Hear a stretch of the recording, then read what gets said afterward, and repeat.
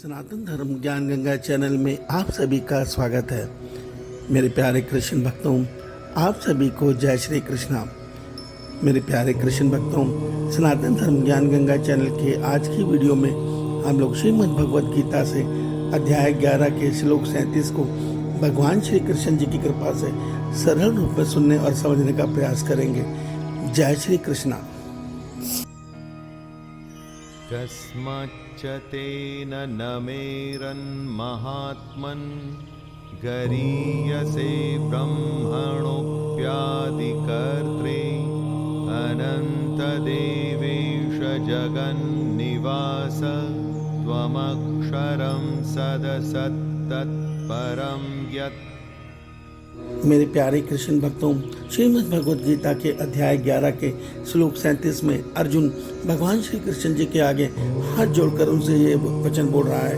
हे महात्मन, आप ब्रह्मा जी के भी आदि करता हैं और सबसे बड़े हैं। आपके लिए कैसे कोई नमस्कार ना करे, क्योंकि हे अनंत, हे देवेश, हे जगन निवास, जो सत और असत और उससे भी परे अक्षर अर्थात सच्चिदानंद घन ब्रह्म है, वह आप ही हैं।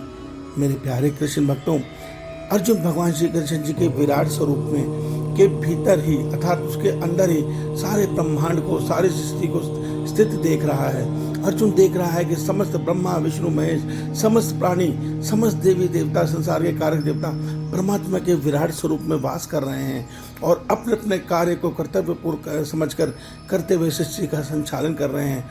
और परमात्मा ने जैसे एक माँ या अपने पिता एक बच्चे को अपनी गोदी में बैठाता है, ठीक इसी प्रकार परमात्मा के भीतर ही ये सारा ब्रह्मांड, समस्त देवी देवता स्थित है। ये दृश्य देखकर, यही दृश्य भगवान श्री कृष्ण जी ने अर्जुन को अध्याय 9 में समझाया था, अध्याय 10 में समझाया था कि इस ब्रह्मांड में, इस सृष्टि में सब कुछ मैं ही हूँ, मेरे अतिरिक्त और कुछ भी नहीं है।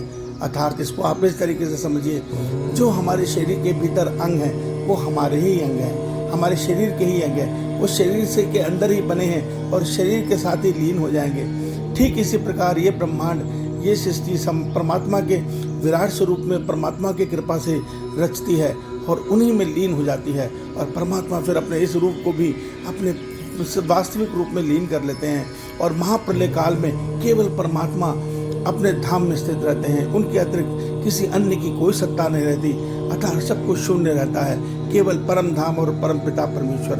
इस सत्य को जानने वाले कहते हैं ईश्वर एक है, उनकी शक्ति एक है और वही शक्ति अपने आप को भिन्न भिन्न रूपों में धारण करके इस सृष्टि का खेल खेलती है।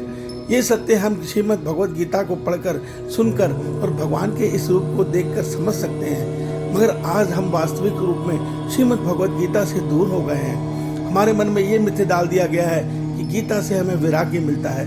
हम ये शरीर नहीं है, हम आत्मा हैं और भूलवश, अज्ञानवश इस शरीर के साथ जन्म मरण चक्र में फंसे हैं। अगर हम श्रीमद् भगवद गीता पढ़ लेंगे, समझ लेंगे, विश्वास मानिए, हमारा ये जन्म मरण चक्र टूट जाएगा और हम आत्म रूप से अपने परमात्मा अर्थात परम पिता परमेश्वर से मिलकर सदैव के लिए इस जन्म मरण चक्र से छूट जाएंगे। इस सत्य को समझाने के लिए भगवान ने श्रीमद् भगवद गीता मानव रूप में आकर कुरुक्षेत्र की युद्ध भूमि में बोली है। ईश्वर आप सबका कल्याण करे, आपका दिन शुभ हो। जय श्री कृष्णा, जय श्री कृष्णा।